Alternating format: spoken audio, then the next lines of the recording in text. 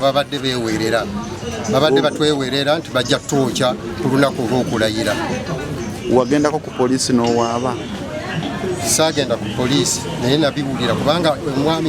omwami oyo gwe bayita Tyaba yasituka n'agenda ewa Ssaalongo Ttone n'amugamba nti olunaku lwe munaalayira tujja kubookya muli abantu 3 tujja kwokya ggwe twokye Saamu Weetaaka twokye ne Ntunda Byange. Nga babalanga ki? Batulanga okuba nti sitwabawagira twawagira sayidi ndala.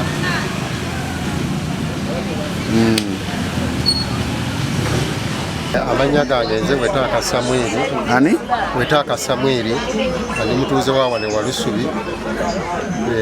Zabadde ssaawa nga 9 naye nga bansuubiza dde okunjokera olw'okuba nti saawagira mukama wange Kawooya ne mpagira Ssaalongo Ttone naye bazze nga batusuubiza ate ffenna tetwayitamu. Nze gwe nali mpagira teyayitamu, Haji ye yayitamu naye olw'okuba abantu yatuwadde ebifo nze ndowooza nti kwe kuvudde embiranye eyo okunjokerera kuba ne munange gwe tubadde naye gwe mbadde mpagira era naye bamwokeredde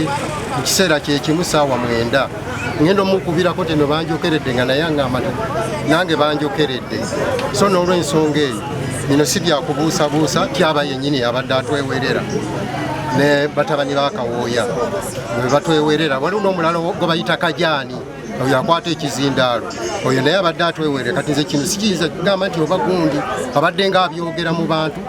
oyo Tyaba yennyini yeesitula n'agenda ewa Ssaalongo n'abyogera maaso ku maaso olunaku olw'okulayira tujja kubookya kuba babadde bakimanyi nti olw'omukaaga olwaleero lwakukola ki lwakulayira. So n'ebigambo si bana bingi. Kinaki bye boonoonye? Bye boonoonye muno kano kabadde kaduuka ka mukyala wange mubaddemu omunnyo katoni nga 6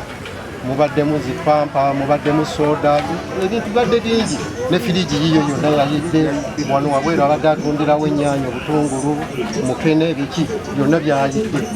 wano mbadde nawusoka seetegaabo. Abantu bayinza okuba abantu saategedde kuba nawulira kibwatuka muntu gumwe bbu naye nga nafuna okutiisibwa mabega eri omwana wa Chairman yaŋŋamba agenda kunsalako omutwe agenda kunzita. Nafuna okutiisibwa eri omwana mutakalungi Chairman yamuzaala ng'angamba agenda kunzita. Ate Tyaba n'addamu n'agamba nti alina okuyiwa omusaayi n'okulaga omuliro. Talina kooti tanagenda mu kooti za waggulu kooti yawo nina okola ki yena okulamula. So okweyaliikira kwe kuli nti balina ensonyi olw'ensonga sinze Chairman ate bampa ekifo kigaana olw'ensonga nange akulembera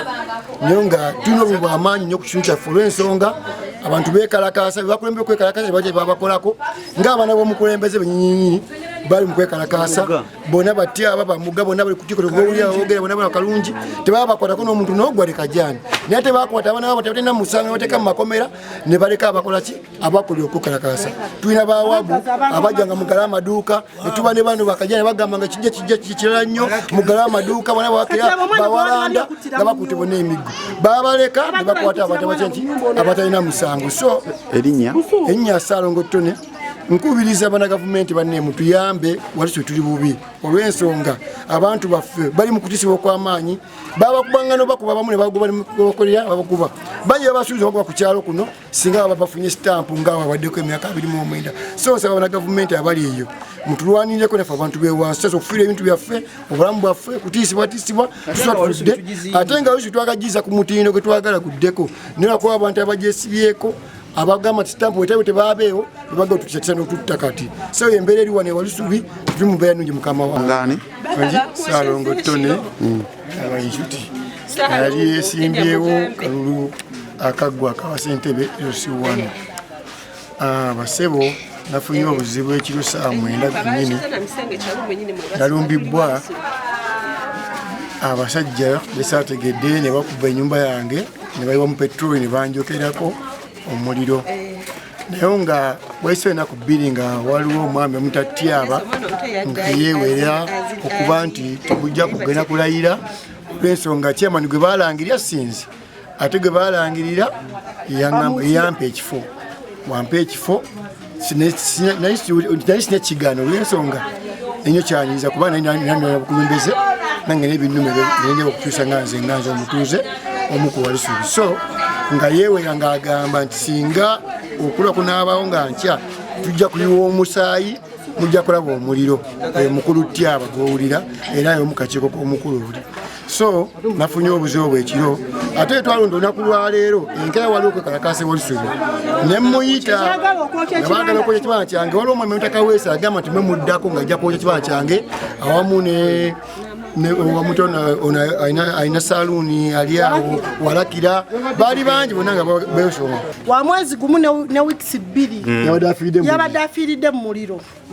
omwana ono omuntu ayenkanidde waneeno kubaawe byatabuse maama badduse ne taata ne baleka omwana mu buliri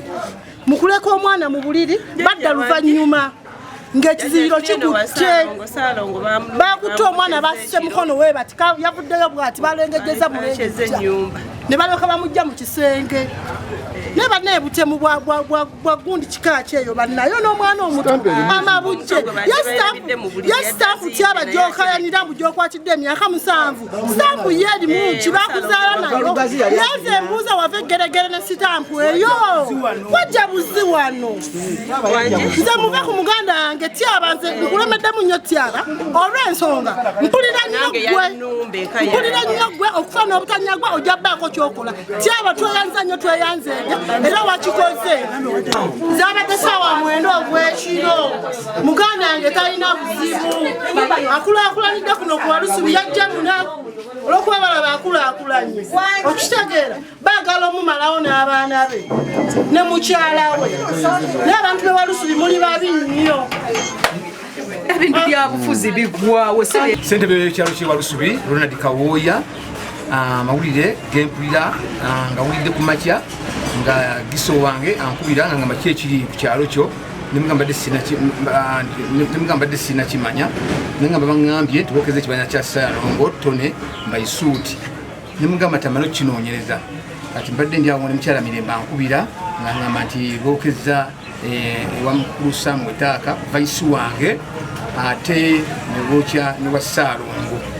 naye mu byonna nti ebyobufuzi nga we bibeera kizibu nnyo kyakuteeka sayidi ya muntu kubanga ebyobufuzi bibeeramu oluusi embeera eteri nuŋŋamu sayidi nti ennaku z'omwezi nga 28 twali tulina okulonda akalungu kawamu tetwalonda